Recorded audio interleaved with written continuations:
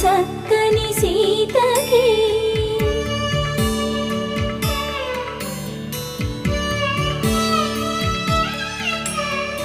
ఎర్ర జాబిలి చేయి రాముడేడని అడుగుతుంటే చూడలేదని పెదవి చెప్పే చెప్పలేమని కనులు చెప్పే నల్ల పూస